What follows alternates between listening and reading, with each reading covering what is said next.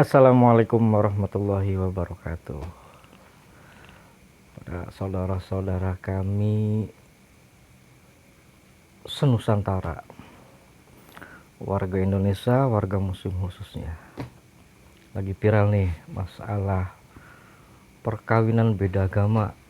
Kalau bahasa sekarangnya sih perkawinan silang, kayak manuk disilang-silang. Untuk masalah toa gak usah dibahas, itu udah jelas bahwa apa yang disampaikan oleh Pak Menteri Agama Yakut itu hanya orang-orang yang tidak sepaham, hanya orang-orang yang mempunyai tujuan untuk menggulingkan beliau. Seandainya mereka mau memahami atau tidak mengedit setiap kata-kata yang keluar dari mulut atau lisannya Pak Menteri Yakut, mungkin mereka akan sepaham.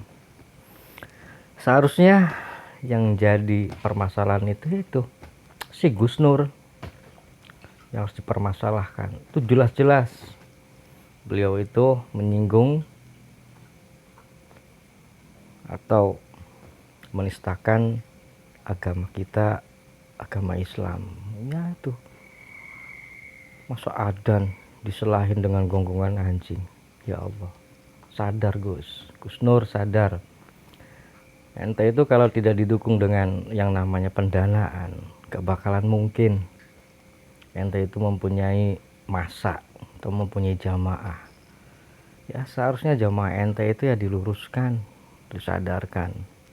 Ya mudah-mudahan kita minta mohon kepada Allah Subhanahu wa taala semua jamaahnya Gus Nur menggunakan akal sehatnya, bahwa apa yang keluar dari mulutnya Gus Nur itu tidak sesuai dengan akidah Islam, hanya merusak, hanya sebagai racun yang selalu memercikan api kebencian terhadap sesama umat Islam khususnya. Udah tinggalin masalah toa, udah beres, udah selesai, nggak usah dipermasalahkan. Sekarang kita bahas yang lagi viral, yaitu masalah kawin silang, kawin beda agama. Itu Masya Allah,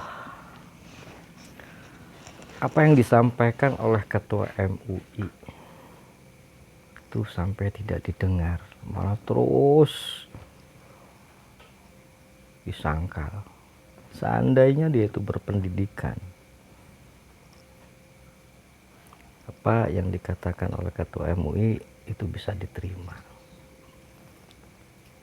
Ketahuilah, agama apapun, Kristen, Buddha, Hindu, Islam, yang namanya perkawinan silang atau beda agama itu tidak dibenarkan. Nggak tahu untuk agama non-Islam yang sekarang itu nggak paham. Dulu itu yang namanya perkawinan silang atau beda agama di setiap agama apapun itu tidak dibenarkan, apalagi agama Islam. Itu yang paling diprihatinkan masalah lebek atau dukun nikahnya atau yang menikahkannya. Apakah orang-orang tersebut itu tidak memiliki wawasan yang luas, pemahaman agama yang luas mengenai syariat-syariat agama Islam atau gimana? Kok mau-maunya mereka menjadi saksi menikahkan pernikahan yang beda agama? Malah itu siapa namanya, si Kholis, sebetulnya dia itu Islamnya Islam apa alirannya, sampai dinasihatin oleh Ketua MUI saja dia tetap menyanggah, dia tetap menyangkal. Bahkan dengan hebatnya dia itu menyinggung-nyinggung masalah UUD. Pemahaman pengertian dia mengenai UUD saja salah, apalagi mengenai agama. Gayanya itu lulusan aliyah, ditanya keluaran dari mana, pesantren mana, sekolahnya di mana, terus hujahnya apa, dalilnya apa yang memperbolehkan bahwa perkawinan silang itu dibenarkan. Kan lucu ya. Kami mohon kepada kalian yang betul-betul beragamakan Islam, untuk walinya atau yang menikahkannya atau kamu si holis, bertobatlah. Karena sampai dimanapun yang namanya Quran, hadis, udah nggak usah disebutin Qurannya, nggak usah disebutin hadisnya, percuma. Sebab ente dinasehatin oleh ketua MUI saja ente tetap menyangkal. Tobat kalau ente betul-betul agama Islam. Sebab yang namanya perkawinan itu adalah paling intinya adalah untuk mendapatkan keturunan yang sebenarnya. Dari mana keturunan ini? Perkawinan beda agama kok dibenarkan? Nah, kami sarankan untuk kalian yang merasa kalian itu beragamakan Islam, entah wali atau yang menikahkan ataupun kamu holis, bertobatlah.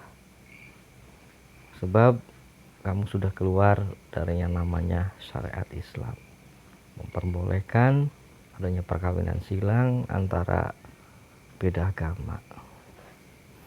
Ya, seperti ini nih untuk kalian-kalian yang memiliki ajaran-ajaran keras, ekstrim, senggol tuh si holis. Jangan diem baik.